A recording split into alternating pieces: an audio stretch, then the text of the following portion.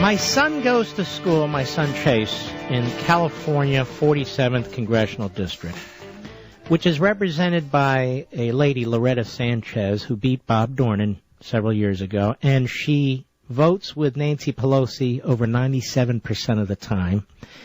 This is a suburban district that is much more conservative and moderate than she is, and she's running against an outstanding Republican, a conservative, Van Tran. How are you, my friend?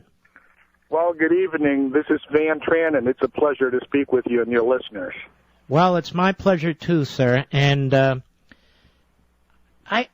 did a little research before you came on here. Am I correct in saying that she, in one appearance, talked about the Vietnamese being after her seat? Is that true? When I found out that she went on Univision, which is a nationally televised Spanish-language television program, and basically went on a racial rampage and attacked the Vietnamese community and Republicans for good measure for going after her seat, and basically slandered me in the same process for being anti-immigrant and anti-Hispanic. I was, of course, very shocked, and it took 3 takes for me to believe it, but that's exactly what she did. She went on a racial rampage on national television. Well, I mean, did she think that it wouldn't be heard or seen, or well, at least she got her true feelings out. Let me put it that way, huh? Well, people can go on YouTube and watch it because the words that were uttered by Loretta Sanchez is complemented by the way she said it, and it's quite disgusting. And it's unfortunate because she's been a member of Congress for 14 years, and you would think that she should talk about her legislative accomplishments or the lack thereof, and, of course, about what she wanted to do. Instead of driving a wedge between the Latino community and the Vietnamese American community when there is such wedge in the first place. Now, but this is what liberal politicians like to do, turn people against people, ethnicity, wealth, sex, whatever it is, because they believe a divided community is a community where they can succeed, in my humble opinion. And she's good at it.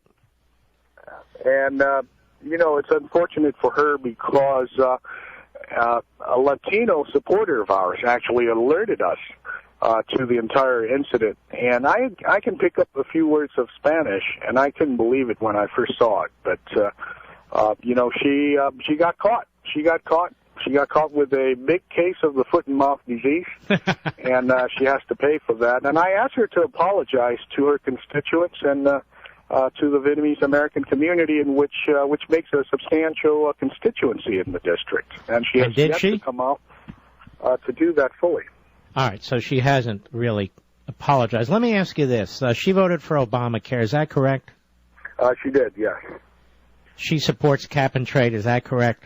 She did. She voted for the stimulus, is that correct? She also did, yes. Well, then under what circumstances can she be called a moderate Democrat? Only in her own imagination. When she comes back from Washington, D.C. to the district, she portray herself as a blue dog moderate, blue dog Democrat. And yet she voted basically along Nancy Pelosi's dictate 98% of the time. And for every big tax and spend package there is that's coming out of Capitol Hill, she is right there. Loretta Sanchez is right there with them, including the deficit spending that we have right now at $1.3 trillion.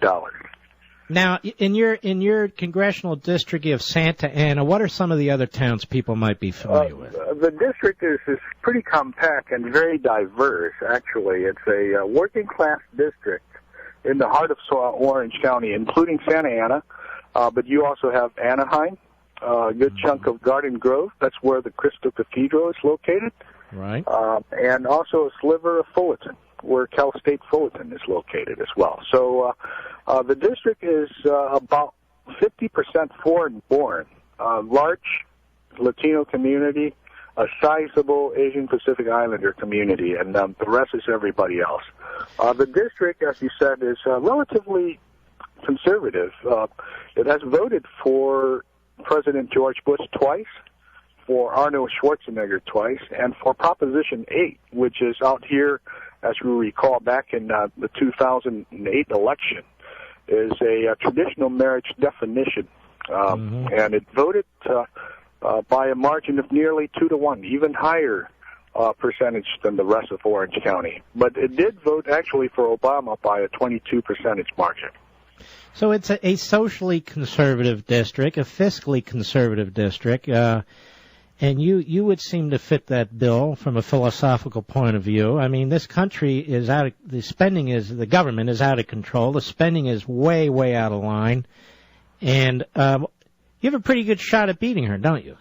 I do. I have lived, Mark, worked, or represented parts or all of this district, either at the local or the state level, for well over 30 years now. And I understand the aspirations and the concerns of the voters and our neighbors. And just like everywhere else, whether you're from the West or the East Coast, the top two issues now that people are talking about, in which my opponent does not want to talk about, and that is jobs and the economy, and of course the runaway federal deficit spending as well. So our message of positive message of hope and opportunity in terms of what we wanted to do for our neighbors and for our residents here in this area have resonated very, very well over the past year.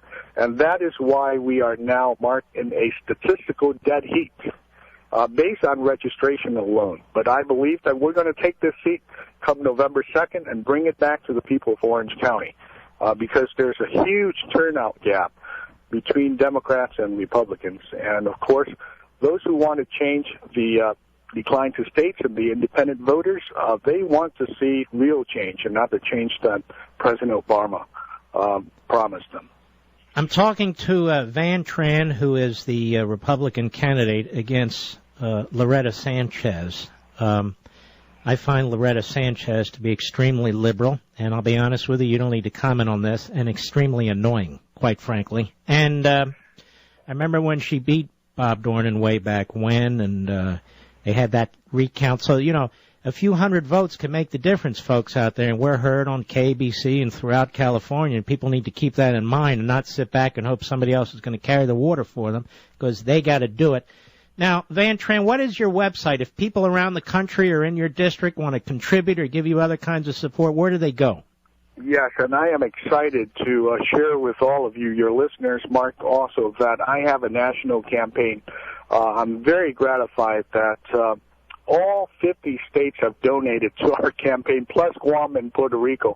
Retirees, $5, $10, everything helps, because my opponent has a lot of money from the labor unions and special interests, as you can imagine, as the Democrats control both ends of Pennsylvania Avenue. So please join us. I need your help. We are, 12, 13 days out. And please visit my website and donate however amount that you can, because it will go a long way in taking this ball through the 5-yard line for the last fourth quarter here, if I may use a sport analogy. And my website is joinvantran.com. Very easy. joinvantran.com. And that's VANTRAN, joinvantran with an N.com. This is a very, very important congressional district. It is a congressional district that we can take. Van Tran, you are a terrific candidate, and we wish you all the best, my friend. Well, thank you, sir, and God bless. And we're going to celebrate. America will celebrate come November 3rd. Well, God bless you, too. You take care.